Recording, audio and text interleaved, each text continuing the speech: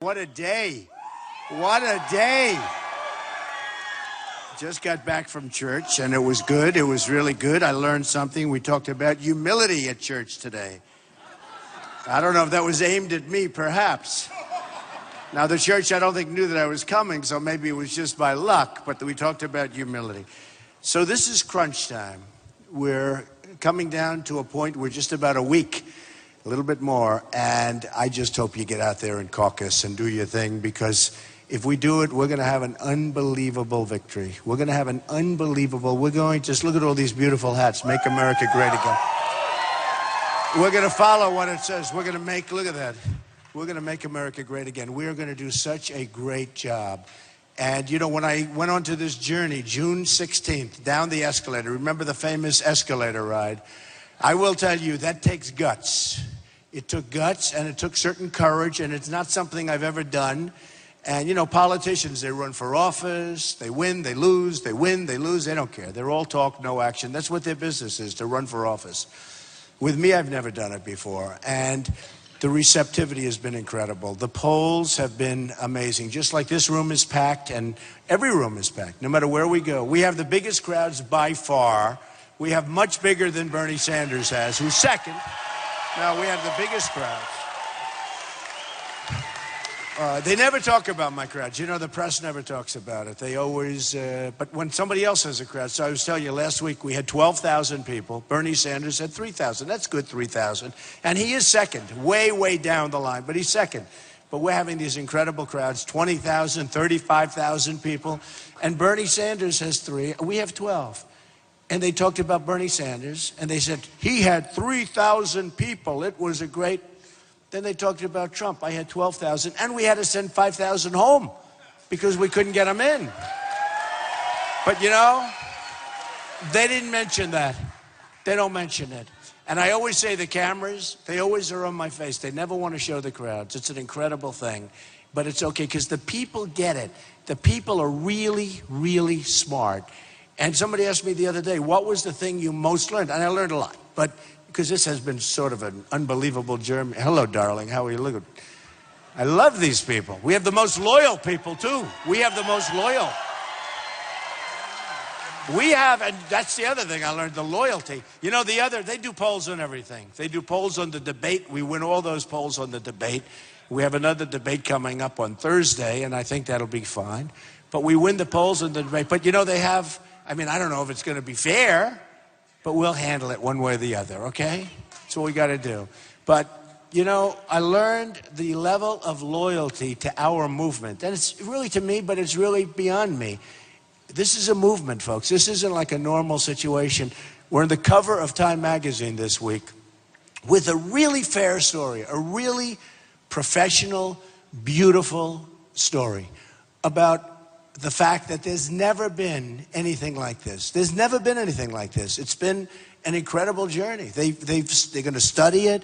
And I get calls all the time from reporters, one in particular, how does it feel to do what you've done? I said, I haven't done anything, because unless we win, we're just wasting our time, folks. We're just wasting our time. That's why on February 1st, you got to caucus. You got to go out. You got to do it. I jokingly say, no matter how you feel, if you're feeling sick, if you're having fights with your wife or your husband, no matter what's going on, if you lost your job 15 minutes before, if they said you're fired because the economy stinks, which it does, no matter what happens, you got to get out and caucus, because we're going to change things. We're going to change it. And it's just been very exciting. And the chairman just told me that so many calls are made. And I want to thank Jeff. He's fantastic, by the way. He really is a dynamic guy and a great guy. But he just said so many calls are coming in where people want to change their party. I've been saying this is going to happen, where they're going from Democrat to Republican. And he said he's never seen anything like it, and he's been doing this for a long time. People are, whether it's Republican, honestly, whether it's Republican, Democrat, liberal, conservative, they're sick and tired of seeing our country ripped off by every single nation in the world. They're sick and tired of it, and we're going to stop it. So yesterday, a couple of things happened, but during the last week, we had a wonderful woman, a really wonderful woman who the press does not treat fairly, but these are minor details. Sarah Palin came out and endorsed us, and she is a wonder. If you knew her personally, you'd understand even more so. I mean, I can see even from that everybody likes Sarah, but if you knew her, she's an amazing woman. Her husband, Todd, is fantastic, and we got a call. We'd like to work with you, we'd like to endorse you. And I said, how nice is that? And I thought she'd go to Ted Cruz, because, you know, she endorsed him for senator, and he was at 2%, and he'll tell the story. He was at 2%. She came and endorsed him, and he became the senator from Texas, even though he was born in Canada and was a Canadian citizen. It's a I don't know. Maybe if she knew he was a Canadian citizen at the time, she wouldn't have done that. But it was sort of interesting. But she's amazing. And her level of success with endorsements is tremendous. And the press does not give her her just due. But I will tell you, she's a wonderful woman who loves this country. And I was so happy to have her endorsement. And a lot of the fans were. So I want to thank you, Sarah, who's probably watching, because you have all those cameras on right now. We have a lot of cameras, right? We have a lot of cameras.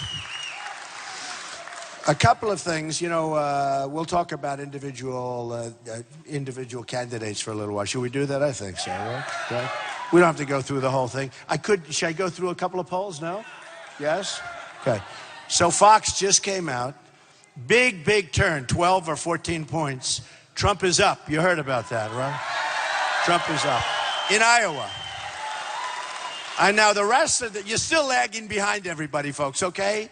Because the rest of the nation, I mean, we are just through the roof. We had a poll yesterday, 48%, and we had another one, 42%, and we have them at 36, 38%. We're doing great. That's on a national basis. We're doing unbelievably. Also, numbers came out from Fox and CBS this morning for New Hampshire, where we're through the roof. In South Carolina, through the roof. All of them. Nevada, all of them. And really, I'm so happy because I spend a lot of time here, and I love the people of Iowa. And I think we're going to win Iowa. And, you know, it's much easier. Even my people, they say, please don't say you're going to win, because if you come in second, it's going to... I said, that's okay. I want to win. I want to win it. Iowa is very important. First of all, you haven't had a winner in 16 years, folks. It's time, okay? It's time. It's time. That's it. Look at that person. Make America great again. You better believe it, man. Thank you. Think of it. I'll put this. You have not picked a winner in 16 years. If you choose me, we're going to finally have a winner. You know, they want to move you. I hate to say it. They want to move you to the back of the pack. You know that, right? There's a big move that Iowa's not going to be where you are now, first with the caucus. And they want to move you. And I give you this pledge. I win. They are never, ever moving you. You're staying there, okay? You're staying there. 100%. You are staying where you are. And, you know, honestly, regardless of me, there's a great tradition here. It's an amazing thing. It's an amazing place. It's a great place. And you're going to stay where you are, and I think we're going to win. So I'm not saying, oh, gee, I'm going to be thrilled if I come in second. I don't think we're going to come in second anymore. You know, I'm looking at what's happening. So there's a theory that I'll do much, even though I'm leading all the polls, I'll actually do better than the polls. And people said, well, they might not poll. I mean, you know, these polls with Trump, they were saying, and one of the people this morning was saying, not even a fan, but he said, you know, Trump is going to win. You know the whole thing. Trump is going to win. He's going to be the nominee. And he probably will do very well against Hillary, because look at what he did last week against Hillary. Look, I was the best thing that ever happened to Bernie Sanders, because my attack on Hillary, all of a sudden she went down and Sanders got all the credit for it, right? This guy, I mean, you know, this guy Bernie Sanders, give me a break. How does he figure this whole thing? But he got all the credit. It's unbelievable. So I have to say that once. I assume the press is listening to that. But I had to hit her because she said false things about me.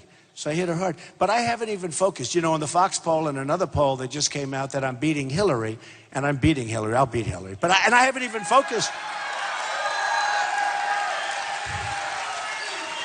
We haven't even focused on Hillary or Bernie Sanders yet. I mean, here's a guy, he's a, well, they say socialist, but some people would say he's a communist, okay? But I shouldn't hit him too hard, though, because if I hit him hard, he'll go down, and then it'll be more of a fight with Hillary, and maybe we want him to fight for a while. So I'll say, isn't he a wonderful guy? Wonderful. I don't want to hit him too hard. It's interesting. I was thinking, I never thought of, when I hit Hillary last week, and Bill, but I did the right thing. But all of a sudden they did this, and then they started saying, Bernie Sanders is surging. An amazing thing happened. I did it. I'm saying I did that. So now maybe I should hit, oh, I could hit him. I have stuff in my mind. I could hit him so hard, he would drop. He would drop. No, he's too easy. He's too easy. He's really too easy. But, so, look at these candidates that we're against. We have, Jeb, poor Jeb. We have Jeb, exclamation point. And I talk about him, and the only reason I even bring him up, honestly, he's spending millions of dollars of negative ads. Nobody else is hitting me with negative ads. Jeb Bush. Here's a guy spent close to $100 million. The polls coming out this morning, he went down. He's down at the bottom. It's time to give up, Jeb. It's time to give up. Now, you know, in life, sometimes you have to admit when you don't have it. He doesn't have it. He doesn't have it. And I don't like people. Here's a guy takes these ads, vicious ads. He is not a conservative. He is not a true conservative. What the hell does this guy know about me? He said, he will not win the race. Well, if he's so good, how come I'm beating him by 38 points? You know, it's like, it's unbelievable. He will not win. He's at 3 and I'm at 42 when he said, oh, these people that you have, I don't know, we're going to have to do something about it. But I mentioned it, but here's this guy spent almost $100 million. I spent almost nothing. You know that. I'm guilty. I feel guilty. I was supposed to spend, now it's up to almost 40 million. Yesterday I was talking about 38. My people said, I had a budget at this point to have spent $40 million. By the way, I'm spending my own money. I'm not using other people's money. I'm the only one. I'm the only one. I'm the only one doing that. Everybody else, Hillary and every single candidate is doing what they're doing, okay? So you have Cruz. I mean, Cruz is getting oil money. By the way, he is so against ethanol, you can forget it, okay? You can forget it. All of those wonderful farmers that produce what they have to produce, Cruz is totally against. Then he changed. You know, they said, well, he's very principled. Well, he's not so principled because a couple of weeks ago he changed and he got a little bit more. And he changed again, got a little bit more. What's that about principle? If he's against it, let him be against it. But he was against it strongly, getting killed, and then he changed, and he changed twice.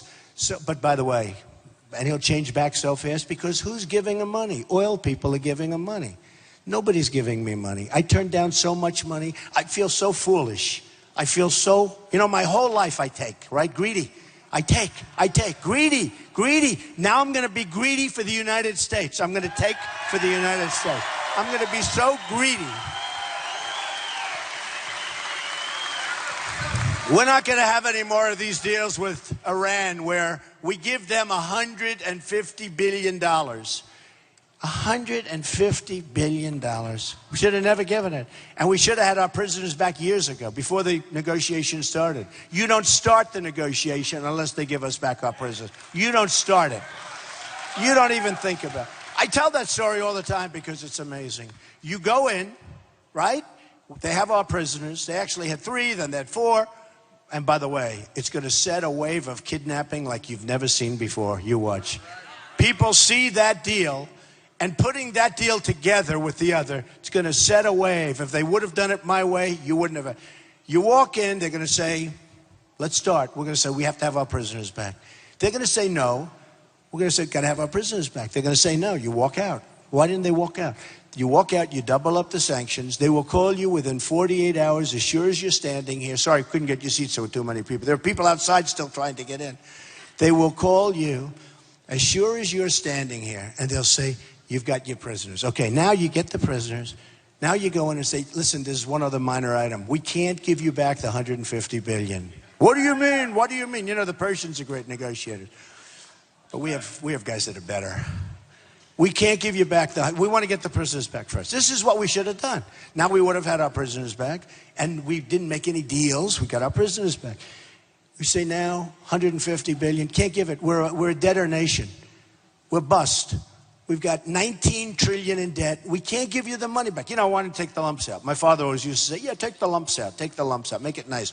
So instead of saying, no, we're not giving it to you, we've got 150 billion. We don't have the money. We owe 19 trillion now with a stupid budget deal they just made. You believe that deal 2 weeks ago? Now we're at 21 billion, because that's going to cost a trillion. So now we're at $21 trillion. Trillion dollars. So we say to them, we can't do it. We have 19 trillion. We're going to be 21 trillion. And they're going to be angry. And so what you do is you leave the room, and that's the end of that. And they'll call you back. You double up the sanctions, and they call you back, and you start. Now you don't have to give them back the money. Because what they made in that deal is so 24-hour inspection periods. What they did is so incredible. We could have had a great deal. I like the idea of deals. I think deals are good. I mean, one of the problems with Ted Cruz is everybody hates him. I mean, he's such a nasty guy. Everybody hates him. He can't talk. Think of it. Not one United States senator has endorsed him. Not one. And Senator Grassley yesterday was with me and introduced us. I mean, what a wonderful guy he is, by the way, Senator Grassley. He's a great guy. But think of it. There's something wrong when you deal with people on a daily basis and not one person endorses you. There's something missing there. I mean, there's something bad. And with me, remember this, he hit me first during the debate. No matter what I did, no matter what, I could have done anything. He was backing me up, right? I said, this guy seems like a nice guy. More than anybody else. Carson actually backed me up very nicely. And he was a good guy too, Carson. Ben Carson, nice guy. And a couple of them. I mean, honestly, I like a number of them that are running. But with Cruz, he was so positive. Everything was great. I did the Muslim, great. Because somebody has to do it. Somebody has to say what's going on. I mean, we have radical Islamic terror going on all over the place, all over the world. And we have a president that won't say it. He won't even talk about it. So I did that. He was fine with that. A lot of people weren't. And now they are. You notice the way now they're saying, well, you know, Trump does have a point. Well, I think so. I have a point. When planes fly into the World Trade Center and into the Pentagon and wherever the third plane was going, when people are shooting their friends in California, when they're shooting their friends, bye. Goodbye. Goodbye.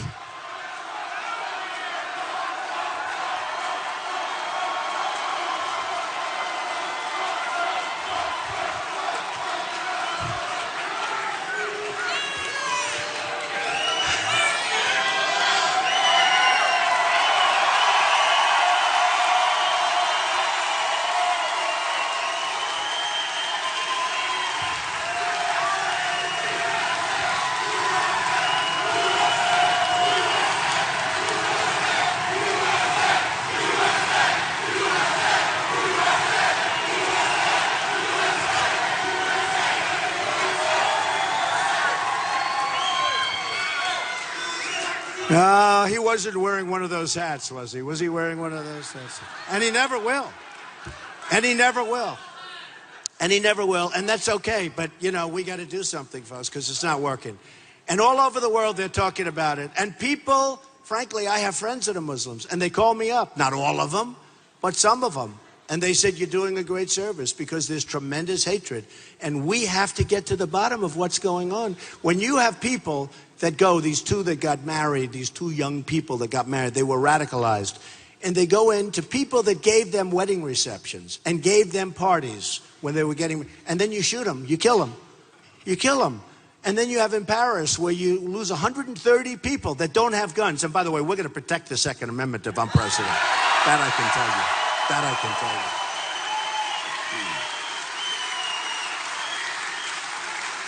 you. You know, if in Paris, the toughest gun laws in the world in Paris, the toughest they say in the world, who knows, but the toughest. In France, the toughest gun laws in the world as a country. You can't have a gun. And yet, the bad guys can always have a gun, right? So if I had, and I'll pick out some people, you with a white hat, right? If I pick out you right there with the sign, you. If I pick out you, if I pick out a few people out of this audience, I could pick out almost anybody. If you had a gun and the bullets were firing the other way in Paris or in California, or remember the military officers, the 5 that were killed, the military officers that were killed on a gun-free zone on a military base. That's going to end the first day. No more. No more. But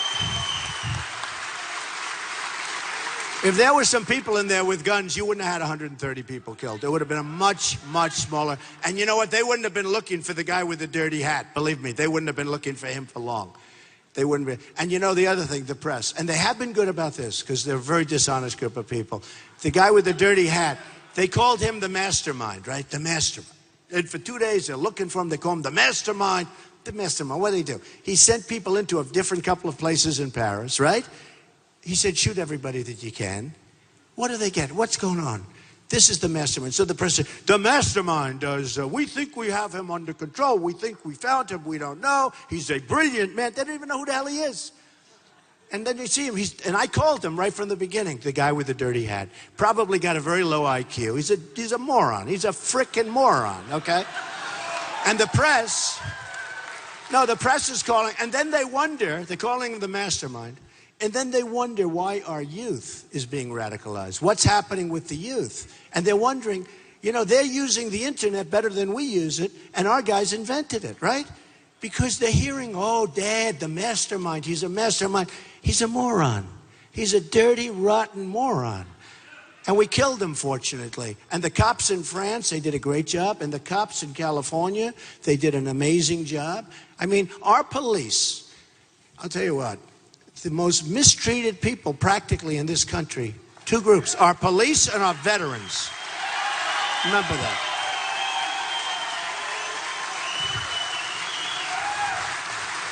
I mean, I looked at what they went through in California with all the shooting going on and all this stuff, and I tell you what, they did a hell of a job. Same thing, honestly, in France. The police are tremendous people. And you know what? If you have that 1/100th of 1% where a horrible thing happens, or where a mistake happens, or where a guy chokes and he does something he shouldn't, or where he's a bad policeman, that can happen too. That's a huge story all over the world. All over. They play it up. But they don't talk about all the good things. We wouldn't be here right now if it wasn't for the police. So I tell you, yeah, give them a hand. Give them a hand. I've had so many endorsements from police all over the country. The police and I just respect them a lot. I mean, they go through a lot. And I mean, they're afraid every time they're afraid to talk to anybody. They'll talk to somebody. If they're a little bit rough, they end up losing their pension, their job. I mean, it's terrible what's going on with our police. People are afraid to call them. People call the police. I mean, literally, I've had policemen that are tough, tough cookies, where they're literally afraid to be a little bit rough with people that are really bad people, because they're afraid they're going to end up getting brought before commissions and lose their job. So we gotta cherish our police officers. It's very important. Very important. So the one guy, Bush, spends $100 million. He's down here. And I said to myself, why do I talk? And the only reason I mention him is because you get angry at it. But here's the story. If we could do what we've done, I've spent nothing, practically. I mean, the biggest expense is my airplane, and I own it. I have to pay myself. Do you believe it? It's true. I have to pay myself because I own my airplane. So I pay myself. So at least I have an expense. But, you know, you find the market value of the plane, you pay yourself. The whole thing is ridiculous. But I spent very little money. But I'm going to, for 2 reasons. Number one, I feel guilty. It's going to be up to about $40 million. I spent peanuts. I feel guilty. And number two, I don't want to take a chance. I don't want to be a wise guy. Because, I'm going to win without spending. I'm willing to spend whatever the hell it takes. I'm going to spend. I don't want to be a wise guy. But one line that I hate getting rid of. It's so cool to say that you've spent the least. I've spent less than anybody, just about. You've spent the least, and you're by far number one, right? It's so cool. It's so cool. And I don't really have to spend. A lot of people say, why are you doing it? You don't have to. You know, I get so much of they call earned media. Earned, meaning they have you on television. Because I get good ratings. It's very simple, right?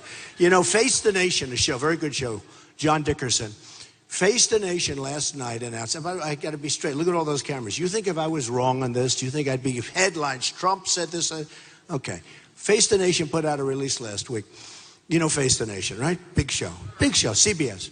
They put out a release last week. I did a show a couple of weeks ago from Florida, where I'm leading 48 to very low numbers. Okay, I love Florida.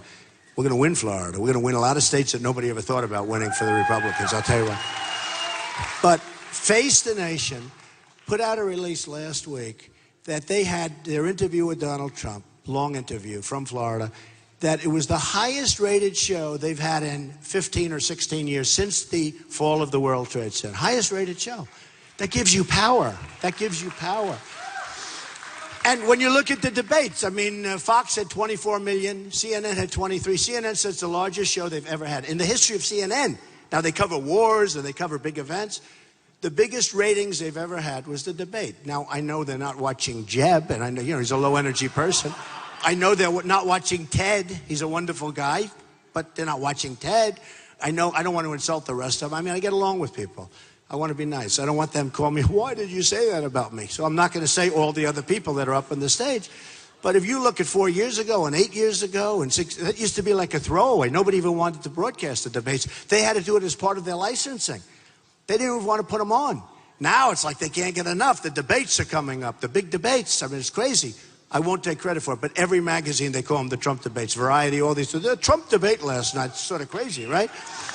But it gives us, not me, it gives us some power because we are the silent majority that's turned to be the noisy majority. We're the noisy majority, and it gives us power. And by the way, the same thing with Meet the Press. Chuck Todd, he's a nice guy. They were down in the toilet with the ratings. And then I agreed to do a show finally because he started treating me with respect. And I agreed to do a show. He went through the roof. They had millions of people watching. They all said, what happened? And he's going to go in and get a raise now, probably. And George Stephanopoulos, we do his show. It goes through the roof. So it gives us, and CNN, by the way, good guy there. And it went, they get good ratings. It gives us power. Now, they don't actually care about the poll numbers. I care more about the poll numbers. But I have to tell you, when I see those ratings, it makes me feel good because that means that people are listening to our point of view. That's what it means. That's what it means. So what's happened is an ad was put out by Ted Cruz, and it was so false. And it's about eminent domain. And they make most people don't even know what eminent domain is. Eminent domain. That's where government takes property for full payment. They pay you. They don't just take it. They call it a taking. It's called a taking. But it's a taking, but you got paid a fortune. Frankly, more than you'd ever get because you're dealing with politicians. And politicians, as we have learned over the last 25 years, they pay too much, right? So if you're building a road, if you're building a highway, because let's say you have a community like this, and look at all the people, and you need roads, and you need highways, and you need schools, and you need hospitals. And you may have somebody that has a little farm, and the corner of their farm makes it impossible to build, let's say, a school, or let's say a hospital, or let's say you can't build the highway because the farmer says, I do not want to sell under any circumstance. So you have a highway coming, except you have a problem. You can't get the land, right? It's called eminent domain. So what they do is they'll take that sliver, and they'll pay you a fortune. They say it's fair market value, but it's really more than that if you're smart. Okay? So they have this thing about Donald Trump and eminent domain. And that I had something to do with, there's an economic development project where I would have loved to have used eminent domain. Ultimately, I didn't use it. They said in the ad that I did. They said I ripped down this house from an old woman. Never happened. I didn't go forward with it. If I did, we would have had thousands of jobs. It would have been a big hotel and all that stuff, but I didn't go forward. It never happened. But they show me ripping down. They have some scene of bulldozers ripping down a house. It's just all false stuff. But let me tell you about eminent domain. All of these conservative people, the National Review, as you know, is a dying magazine. Does anybody here read it? Nobody. So they do this. I mean, it's dying. The thing's dead as a doornail. It's going to be closed. I bet you it's closed in a fairly short period of time. And it's a shame. But what they did is they have a couple of guys at the lead, and they took people and they wrote, and they got some publicity. And it's probably the best thing that's happened to me because my poll numbers just went through the roof because nobody respects these people. These were the people that said very strongly Trump will never run. If he does run, it's not going to happen. Don't even talk about it. So then I ran. Then they said he'll never sign Form A, which is a form where you basically sign your life away. You know, it takes guts to run for president. I never did this stuff before. So I signed Form A. Then they said, well, he'll never put in his financials because his financials, maybe he's not as rich as everyone thinks, and he doesn't want to hurt his image. Well, it turned out I'm much richer than anybody ever knew. I mean, I put in these financials, almost 100 pages of financials, right? And they were great, great jobs. Doral in Miami and Turnberry in Scotland, where they play the British Open, and so many different things. All the stuff in Manhattan, and it turned out to be great. Low debt, tremendous cash flow, some of the best assets in the world. And the only reason I tell you that is because, and it's not as a braggadocious, although if I didn't run, I probably would have put it in too, because I wanted people to see it. But these guys went down, they said, oh, this is bad news. I mean, and I put them in where I didn't ask for extensions. When I put it in, they all said, well, he'll ask for an extension because you're entitled to many, many extensions. And some of the politicians who filed like a 1 or 2 page report, they asked for extensions, okay? So I didn't ask for extensions, and people couldn't believe it. The only reason I tell you is that's the kind of thinking our country needs to make us great again and rich again and strong again and solvent and all of these things. I mean, we have, as an example, with China, we have political hacks. They're political hacks that are negotiating, and we have a trade deficit with China of 305. Well, actually, it used to be. It's now actually, I heard just this morning, it's more accurate, number 5. Listen to this, $505 billion. We have a trade deficit, $505 billion. And then Obama says, our partner, China. I love China. I know everybody. These people come to me, they buy my apartments. The biggest bank in the world is from China. They're a tenant in one of my buildings in Manhattan. I mean, I do great with China. I own a big building in San Francisco along with a group.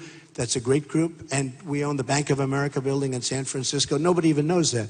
I own another one, 1290 Avenue of the Americas, through China, where I win. I mean, I had wins. That's how I got them. I beat them. I beat China. But I have wins. We got to have wins. We don't win. Our country doesn't win anymore. So I tell you that only because that's the kind of thinking we have. Because we have people that are real stiffs. We have people that should never be doing what they're doing. Should never. So I look at this stuff and I see what's happening, and I look at Ted and I say, wait a minute, I put in this report, and all of these people that for the National Review, they were all saying I wasn't going to run, I wasn't going to file, I'd never filed financials, you know. And by the way, when I filed my financials, it looked like Grand Central Terminal in front of the Federal Elections Commission with reporters. Oh, they were going to get me, they were going to get me. So what did they get instead? Ted Cruz with a couple of pages, he forgot to say that Goldman Sachs gave him money. He forgot to say that Citibank gave him money, okay? Because he's a man of the people. He's Robin Hood, right? He's this great man of the people, even though nobody likes him, even though no senators endorsed him, even though all of this, and he's a nasty guy. He's a man of the people. He's going to help the people. Well, he doesn't want to know that he borrowed from Goldman Sachs, because let me tell you, Goldman Sachs has him. Citibank has him. Okay, he's going to come out with rulings that are negative for Goldman Sachs, and he's got personal guarantees with Goldman Sachs? I don't think so. So he said, oh, he didn't know. He didn't know. Oh, I didn't know. You know, guy's got 2 banks, he's got 2 loans. Now, I may have more than that, but let's assume he has 2 banks, 2 loans. How do you not put that on your personal disclosure form? How do you not put it? It's impossible. Smart guy. So you know that you have banks and you didn't put them. He didn't put them because he didn't want you people to know that Goldman Sachs, that he owes money to him, and that he's got guarantees to Goldman Sachs, and that he's got loans at way below interest. He's got very low interest rate loans. It's called favored nations loans. He's got low interest rate loans. They're very favorable rates. In other words, they're like peanuts. So when Goldman Sachs goes to your senator in Texas, in the case of the people from Texas, and they say, we got to have this, we got to have that, he's going to do it. The nice part about me, I'm not taking anybody's money. I'm not taking anybody's money.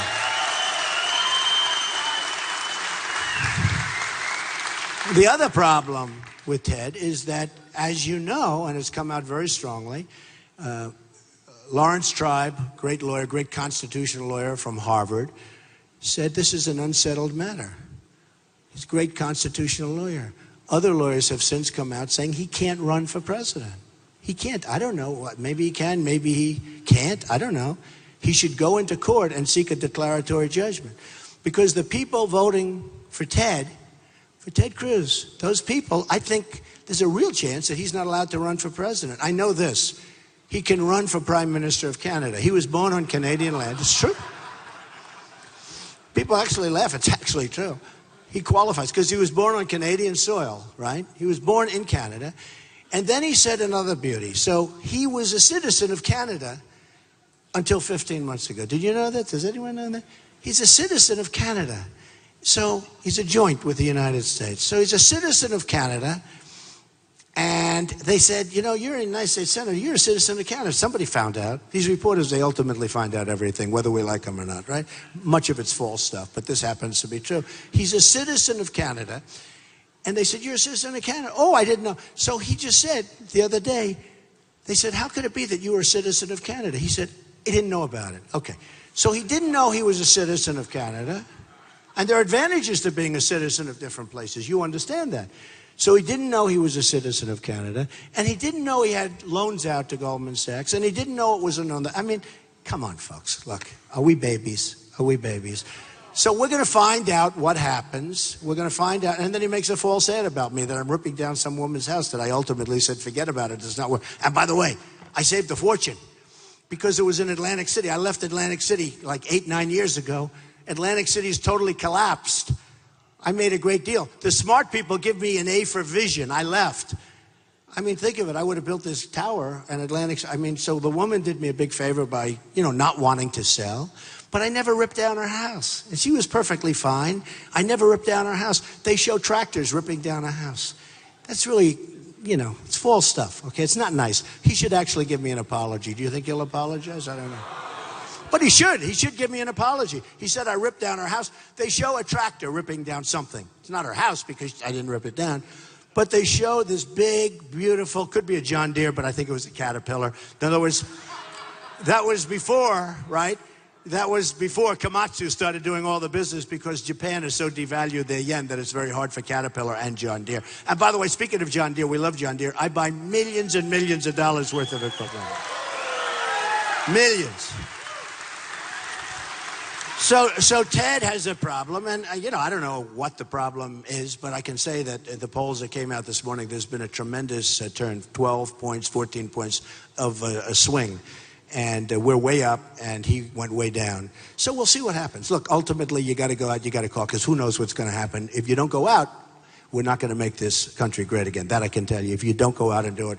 Then you have these people at National Review. Okay, I'll talk about that for a second, because it's gotten a lot of publicity. It's a failing magazine, got no influence whatsoever. And you have one guy, Brent Bozell. He's up in my office. I don't even know the guy. He's up in my office asking for money. Something to do with advertising or something. Money. I want money. A while ago. I want money. I said, what is the guy? He's asking for money. Who is this guy? So he's up asking me for money, right? So I think I might have given him a check for his charitable contribution, something. This is a long time ago, before I was thinking about doing this. And I gave him money. Then he calls again and wants more money.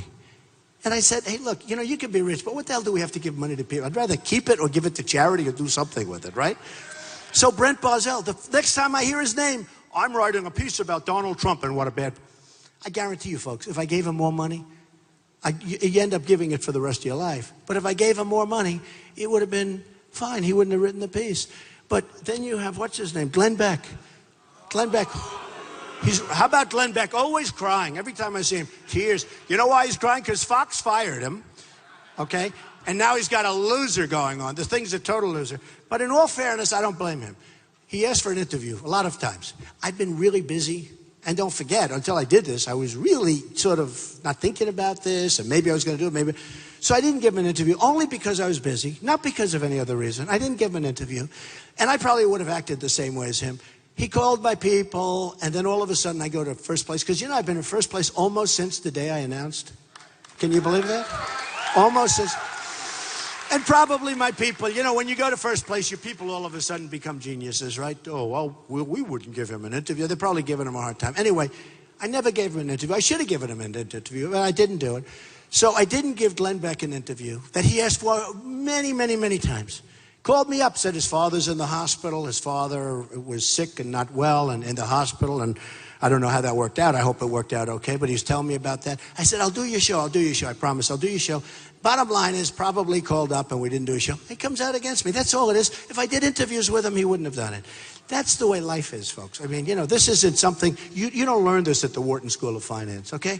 But that's the way life is. And I don't blame him.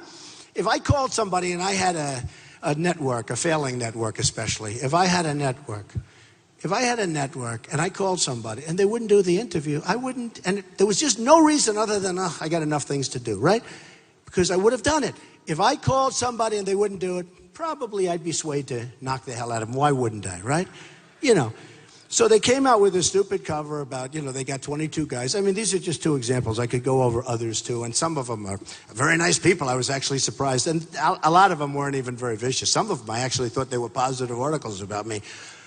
But they did this, and they're trying to sell some magazines. I don't know if they might sell this one. But basically, the National Review is finished. It's a dead magazine.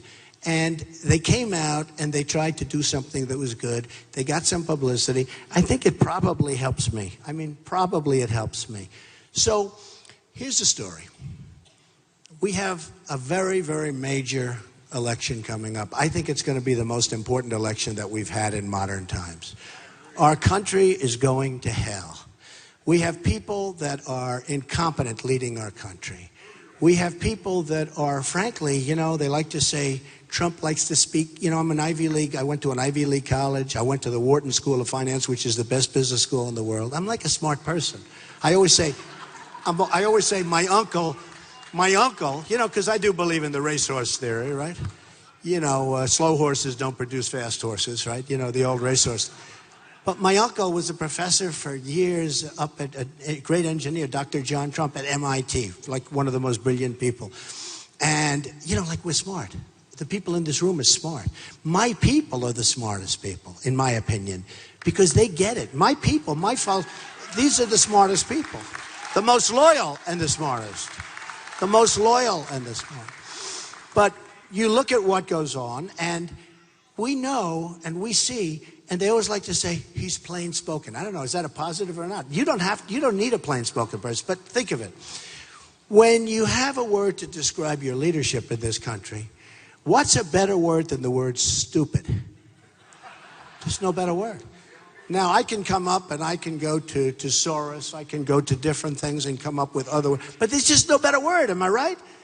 I used to say incompetent, and that's pretty good, but stupid's better. I mean, it's better.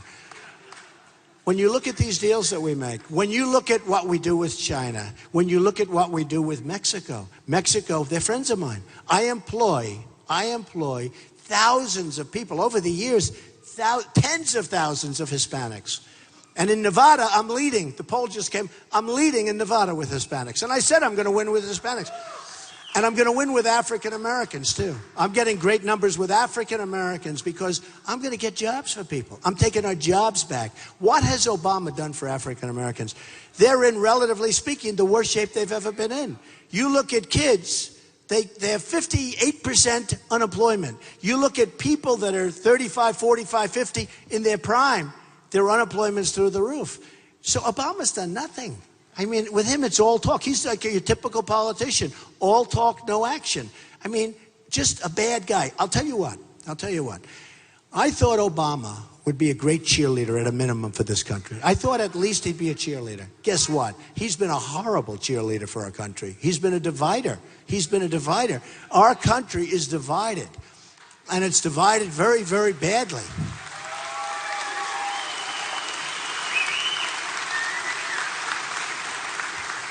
And we have to bring it back. And if we don't bring it back, we're going to have a problem. But we're going to bring it back. I'm going to bring it back. People don't know this about me. I'm a cheerleader, too. And I'm somebody that does unify. Everyone thinks, oh, he's very divisive. A woman came up to me yesterday. I did 2 speeches yesterday, packed houses, different parts of Iowa. And a woman, beautiful, wonderful woman, walks up to me and she goes, Mr. Trump, all my friends want to vote with you, but they're a little bit concerned that if you're president, will you still speak so tough? I say, no, it's different. Well, yeah, probably. He says, you betcha. I hope so. Well, there's a little truth. Hey, a little truth to that, too. Do we want to ease up? But I say it's different. I'm running originally against 17 people. So 4 or 5 are down the tubes. Now we have a big group that's going to be down the tubes, despite all the money. Can you imagine all the money they spend and they're down the tubes? But, you know, it's sort of interesting. I said to her, well, what do you mean? She said, the only thing they have against you is they think your rhetoric is very tough. I said, well, I have to be tough. I have these guys coming. They're lying. They're coming all sides. You saw that debate? Boom, Trump, hit Trump. But we came out. Did Trump win the debate, by the way? Did Trump win? We did. We did. Okay. I said, so I have to, because I'm dealing with all these people, and then I'm going to have to deal against Hillary if she doesn't go to jail, or I'm going to have to deal against Bernie, or somebody, or Bloomberg comes in, which would be great. I'd love to have him come in, because I love the competition, frankly. I mean, it would be great if I'd love Bloomberg to come in. So I'm dealing with all these people, and I have to be a little bit tough, and I have to be quick, because I don't have enough time to be so nice, right? But if I'm president, I would have a little bit of a different demeanor. But don't worry. The demeanor would be a little bit different. But don't worry. It'll be the same attitude. You understand that, okay? We're not going to change, okay? No, he was worried. He said, please don't change. Don't worry. But I'll be a little bit softer. Maybe the attitude will be tougher, but the words will be softer. You know, I tell people, I'm like, you know, it's real easy. I can be so politically correct. I go to Palm Beach. I own the great place in Palm Beach. We have the Great Society people in Palm Beach. They always want me sitting next to them for a lot of reasons, right? And I sit next to ladies. Oh, Donald, it's so beautiful to have you with us. It's so beautiful. And I talk to them. You look so lovely tonight. See, now in modern day society, you're not allowed to say that about a woman, right? You can't say that. But I've never had anybody complain. But they are very up in the air, and they're very nice people, and they raise a lot of money for charity, and I'm so politically correct. In fact, they leave, they say, I can't believe it, how sophisticated Donald is. I can do it any different way. The problem we have is our country has a problem. I don't have time to be politically correct. Does that make sense? We don't have time. It takes a lot of time. It takes a lot of time. So when I began this journey, coming down the escalator, I looked down in the atrium. It looked like the Academy Awards. There were so many. I mean, even look today. Look back there. Look at all these guys. Look at it. Who has that? On a Sunday morning, here we are in Iowa, Sunday morning. No, look. Unbelievable. Now, I'll tell you what's going to happen. Watch. There's one section that for structural reasons, they couldn't have people up there, right? Okay? Watch. Look, every single seat is packed. People are outside standing. But for structural reasons, it's under repair. So there's one section where they couldn't have it. They'll probably have one wise guy show that one section. Well, not that many people attended. Oh, what sleaze, they're disgusting. Well, that's why I liked our protester, because they have to show up there. They say, boy, that's a lot of people. I tell the story. My wife always says, were there many people there? I said, didn't you watch it? Yeah, because it's on all live. It's on CNN. It's on all of them, right? Didn't you watch? And she said, Donald, they never leave your face. They never leave you. It's like a tight shot. They never leave your face. I said, I don't like that. Did they show? We were in Lowell, Massachusetts, a stadium. We were in Oral Roberts University, great, beautiful basketball stadium. The place had 12, 13,000 people in it. We had to send away 5,000 or 7,000 people, right? They never once showed the stadium. My wife says, were there many people there? I said, didn't they show it? No. I said, really? She said, I could tell by the sound there had to be a lot, because it sounds like a purr. It's not like, when you have 200 people. It's like this purr. She said, I could tell there were a lot of people, but they never showed. It's terrible.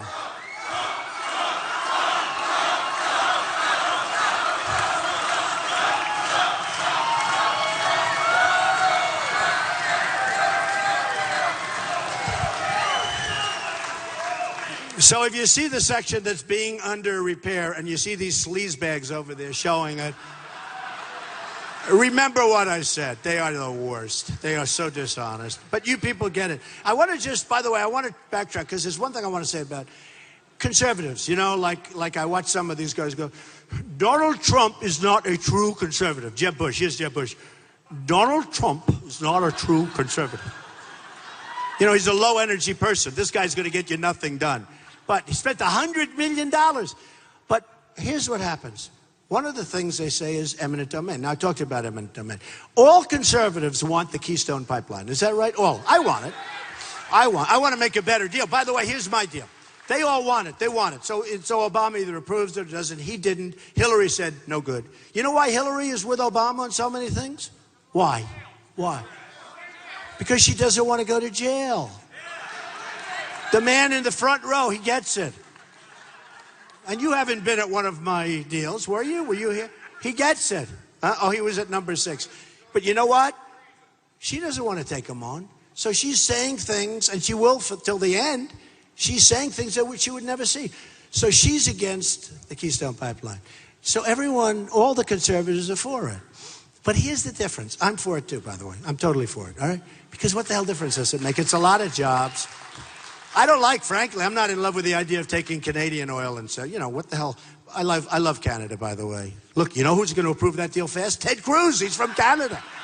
He's from Canada. Oh, I never thought of that. This is the first. Ted Cruz will approve the Keystone Pipeline because it benefits Canada. Great. He could be the only guy. He'll run for president, then he'll run for prime minister of Canada. So anyway, but here's where the Keystone Pipeline. Without eminent domain, you know, these guys are all saying, you know, take it. Donald Trump is against eminent domain. Yeah, I want to have a highway built. I want to have a road built. I want to have a hospital. But you know what can't be built without eminent domain? The Keystone Pipeline. No pipeline could be built. Because it goes thousands of miles. It goes from Canada down to Texas, right? And it goes through farmland, and it goes through a person's house, and it goes through, but without this. And you know, when you look under the Keystone Pipeline, they have a whole section dedicated to eminent domain. What it means, how we're going to use it judiciously and all. Now they're saying I'm not a conservative because of eminent domain. I'm not in love with eminent domain, but you need it or you're not going to have roads and you're not going to have a country, okay? So I say the Keystone Pipeline could not be done without eminent domain. Probably could go 20 feet. You got to use it. And here's what happens. They condemn, they take the property, they pay you a fortune. There are people that make a living off buying eminent domain rights. Because they're supposed to pay you fair market value, but you're negotiating with the government. So unless you're stupid, you get much more money than it's worth, right? So you make a fortune with eminent domain. So if you listen to them, they talked about it the other day. Donald Trump believes in the taking of property. Well, they forgot to say you get a fortune for it, okay? These are minor things. So these are dishonest. These are really dishonest people. So eminent domain, Keystone Pipeline. But here's the difference in business while we're on Keystone Pipeline. Here's the difference. The conservatives and all the Republicans, they want it approved. So you have the Democrats that say no. Although a lot of the Democrats think it should be approved, by the way, you know that. But you have a group that says no, or you have a group that says yes. Here's what I say, yes. But I also say, no, but I'm not finished. I also say this for the country. I want to take for the United States some of the profits. Why should we let them build this massive pipeline using our power of eminent domain, go through all these farms and through farmland and through cities and wherever the hell they're going, have to use eminent domain? I want 25% of the deal for the United States. They're going to make a fortune. They're going to make a fortune. So when they do this pipeline, it's going to be a very profitable thing. And it's really Canada oil coming down. So, you know, it's not, I like Canada. I want these people to be happy. But I want the developers of the pipeline to give the United States a big, big chunk of the profits or even ownership rights like I do in business. That's what I do. That's what I do. So you won't hear that. Now, here's what's going to happen tomorrow. So simple, right? But these people never think, and you've never heard of it. It's like when I said take the oil. Nobody else said take the oil. Now everyone says take the oil, right? I said in Iraq, take the oil. Nobody else said it. Now they're all saying it. So with the Keystone Pipeline, I want a big piece of the deal. Otherwise, I'm not going to approve it. They will give us a lot. I don't want to be, you know, I don't want to be too greedy. But if I'm greedy for the country. I want to be greedy for the country. So when they do the Keystone Pipeline, I want it approved. I want all those jobs. I like a lot of oil flow. Because right now we're low, but you know, I remember what OPEC would do for us for years. We don't want to ever be in that position again. But I want a piece of the deal. Doesn't that make sense? And you're not going to hear that from anyone else.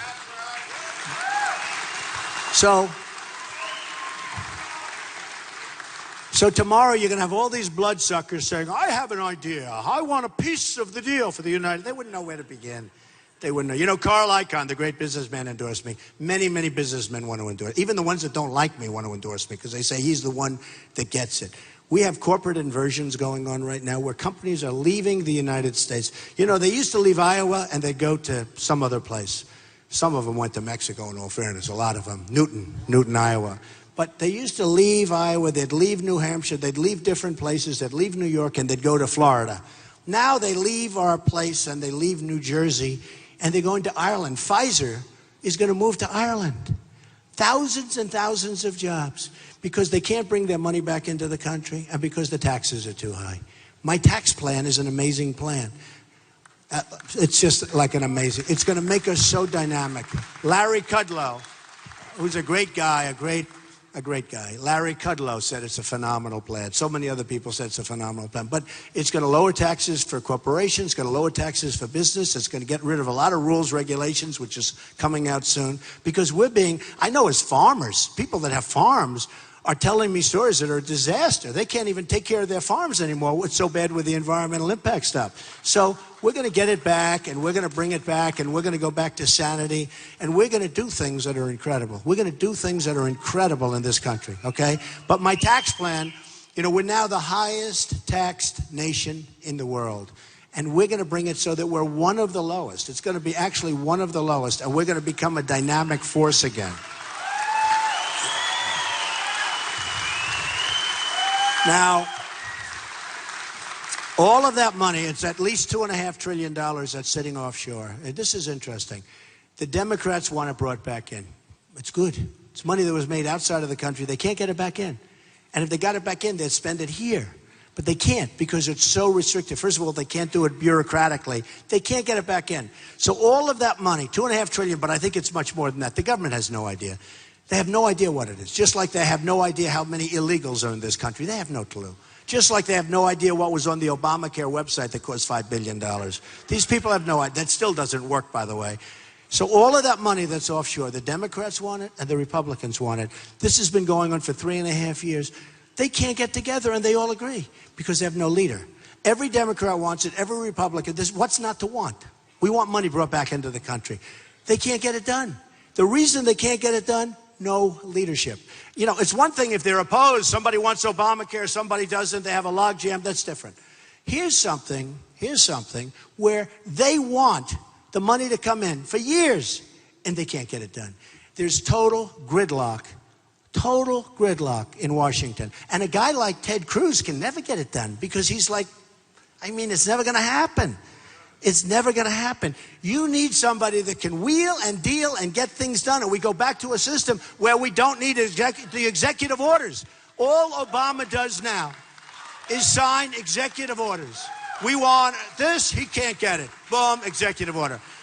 And he'll be out on a golf course in 2, 3, 4, 5 years, and the courts will start getting these executive orders.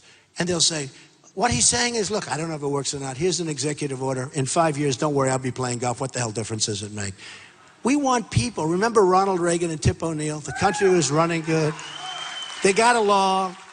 And you got Congress. He's doing an executive order in the Second Amendment, essentially. How terrible is that? We can't do that stuff. So here's the story.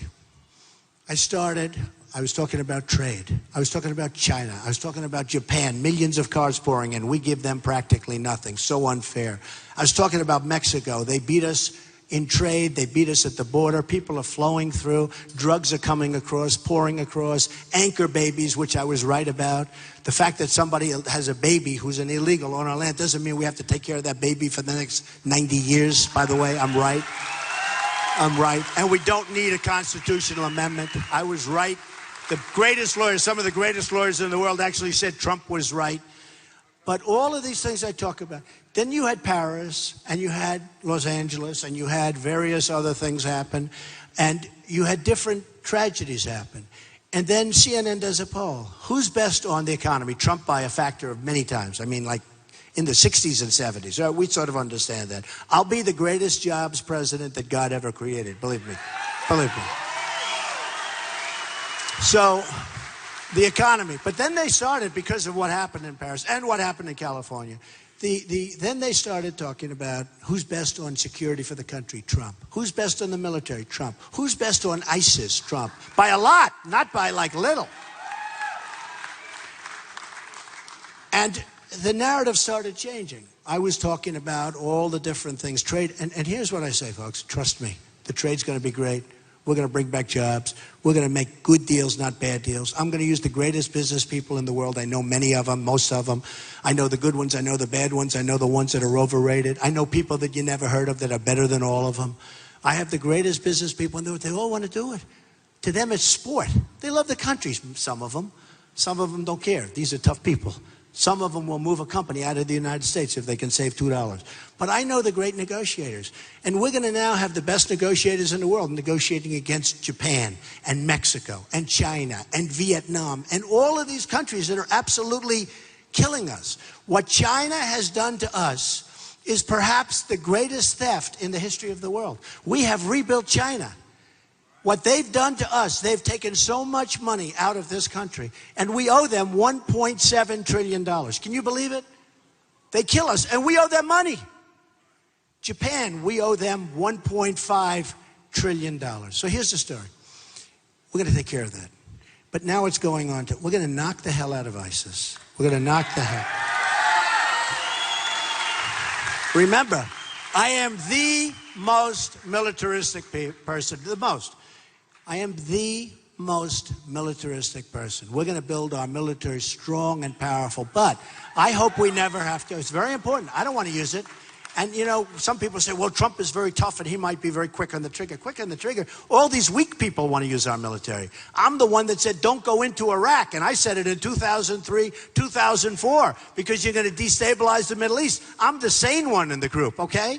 But I want to have the strongest military. I want to make it bigger and better and stronger, and technologically nobody can compete, because I don't want to have to use it. And going along with that, I got a lot of vets up here. We're going to take care of our vets. We're going to take care of our vets. Our vets are not being treated right. We have illegal immigrants that are being treated better than our vets. They're not being treated right. They're going to be treated right. They're our greatest people. They're going to be treated right. So look, in closing, I just want to say this. It's been wonderful. You can read all the Time magazine cover stories you want. In my opinion, if we don't win, we all wasted a lot of time. You've got to, February 1st, you got to go caucus. You got to go caucus. Otherwise, we're going to have something, it's amazing. Here's what they're saying. They're saying if Trump wins Iowa, so they're giving you a lot of power there.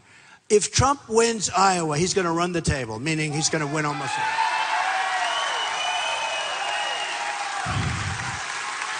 If I don't win Iowa, and honestly, anything's possible. If I don't win Iowa, I have to go to New Hampshire where I have a massive lead, like a 20-point lead, a big lead. Incredible people in New Hampshire. Incredible people there, too. If I don't win, I'm going to go, and I think we're going to win anyway. I think we're going to win because New Hampshire's strong. South Carolina's through the roof. We have a 28-point lead or something there. We have a huge lead in Nevada. The SEC, I'm doing great. Georgia's been amazing. I told you about Florida, 48%. So, but if I can win Iowa, I'm telling you, we're going to run the table. And it's going to be important. And I honestly think, first of all, I want you to do what's right. I want you to go for the person you. But I honestly believe it's very important, because you have not had a winner in so long. You're going to have a winner. I give you my word. You're going to have a winner. We're going to make our country so good.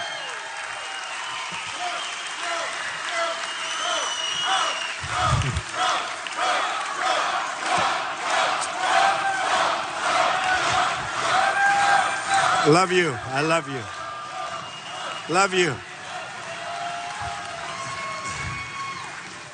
We're going to make our, thank you, and I love you too. I love you too. I do. We're going to make our country strong again.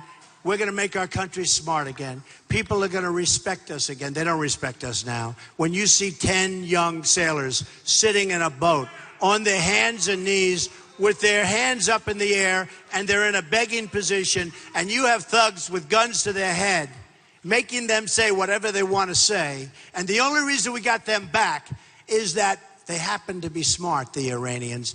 They got 2 days later, $150 billion. So if you didn't have that, those sailors would be there until about February 1st of next year. They would have been back here long before that. That I can tell you, okay? That I can tell you. But I thought that was a very humiliating. Does everyone agree? Was that humiliating for us? Believe me, if the $150 billion wasn't coming 2 days later, those people would be over there for years to come if you had a normal president. So here's the story. We're going to win again. We're going to win a lot. We're going to make our country great again. We're going to be very proud of these days. But you have to go out. You have to caucus. The more of a mandate we can win by, and I don't want to come in second. I'm saying it there. If I come in second, every word I say up here is going to be played all night long. Oh, Trump was humiliated. Okay, I don't care. They can say whatever I want. I want to come in first. We need a mandate. We want to take our country back. We want to be the smart country again. We want to do things that we never did before. We can be stronger and better than ever before. So what I'm asking you, February 1st, go caucus, stay there, get that thing done, and we are going to have a lot of fun for a lot of years, okay? I love you all. I love you all. Thank you. Thank you.